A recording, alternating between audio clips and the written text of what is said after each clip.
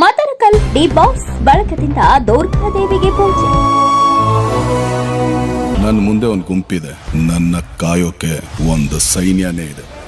ರಾಯಚೂರು ಜಿಲ್ಲೆಯ ದೇವದುರ್ಗ ತಾಲೂಕಿನ ಮದರಕಲ್ ಗ್ರಾಮದಲ್ಲಿ ನಟ ದರ್ಶನ್ ಆರೋಗ್ಯ ಮತ್ತು ಆರೋಪ ಮುಕ್ತವಾಗಿ ಬರಲಿ ಎಂದು ದುರ್ಗಾದೇವಿ ದೇವಸ್ಥಾನದಲ್ಲಿ ಡಿ ಬಾಸ್ ತೂಗುದೀಪ ಅಭಿಮಾನಿ ಬಳಗದ ವತಿಯಿಂದ ದುರ್ಗಾದೇವಿಗೆ 101 ತೆಂಗಿನಕಾಯಿ ಒಡೆಯುವ ಮೂಲಕ ದರ್ಶನ್ ಅವರ ಪ್ರಕರಣದ ಮುಕ್ತರಾಗಿ ಬರಲಿ ಎಂದು ಶ್ರೀ ದುರ್ಗಾದೇವಿಯ ಪೂಜಾರಿ ದೇವರಾಜ್ ತಾತನವರು ಪೂಜೆ ಸಲ್ಲಿಸಿದರು. ಹಾಗೂ ಶ್ರೀ ಚನ್ನ ಬಸವೇಶ್ವರ ಮಠದ ಅಯ್ಯಣ್ಣ ತಾತನವರು ಕೂಡ ಪೂಜೆಗೆ ಆಗಮಿಸಿದರು.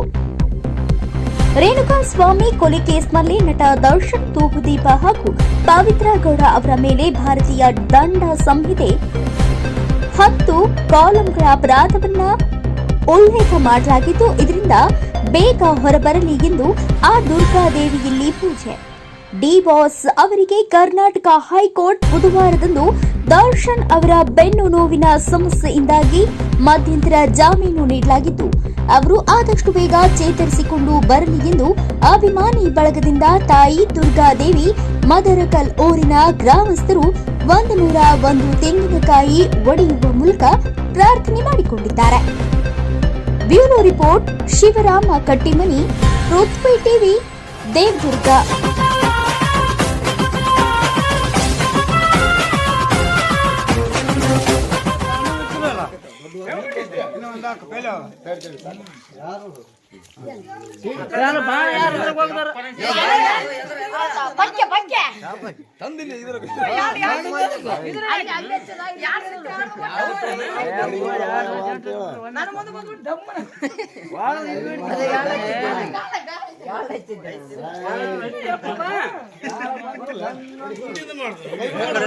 ಹೆಂಗ್ ಮಾಡೋದು?